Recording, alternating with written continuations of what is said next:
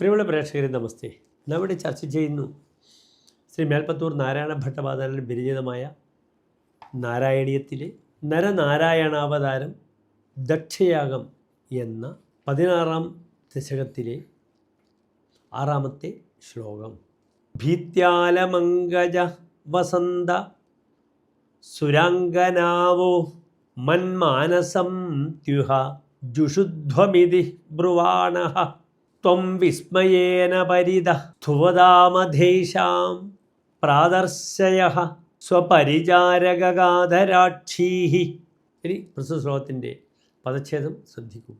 ഭീത്യ അലം അംഗജ വസന്ത സുരാംഗന വഹ മന്മാനസം തു ഇഹ ജുഷധ്വം ഇതി ബ്രുവാണഃ ത്വം വിസ്മയേന പരിതഃ സ്തുവതാം അധ യേഷാം പ്രാദർശയഃ സ്വപരിചാരക കാതരാക്ഷീഃ.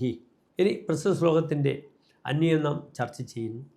ഭോ അംഗജ വസന്ത സുരാംഗന വഹ ഭീത്യ അലം ഇഹ തു മന്മാനസം ജുഷധ്വം ഇതി ബ്രുവാണഃ അധ വിസ്മയേന പരിതഃ സ്തുവതാം യേഷാം സ്വപരിചാരക കാതരാക്ഷീഃ ത്വം പ്രാദർശയഃ.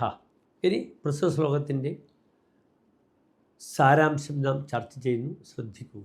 വിലാസവതികളായ സുന്ദരികളുടെ കടാക്ഷങ്ങൾ കൊണ്ട് വിഷ്ണുവിനെ വശീകരിക്കാൻ ശ്രമിച്ചിട്ടും ഒന്നും സംഭവിക്കാതെ വന്നപ്പോൾ ഭയാശങ്കകളോടെ നിന്ന കാമദേവാദികളോട് ഭഗവാൻ വിഷ്ണു ഇപ്രകാരം അരുളി ചെയ്തു.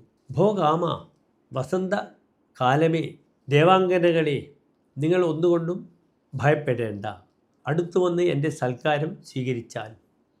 ഇപ്രകാരം തൻ്റെ ചുറ്റിലും നിന്ന് തന്നെ സ്തുതിക്കുന്ന കാമദേവാദികൾക്ക് സ്വന്തം പരിചാരികമാരായ സുന്ദരിമാരെ കാട്ടിക്കൊടുക്കുകയും ചെയ്തു.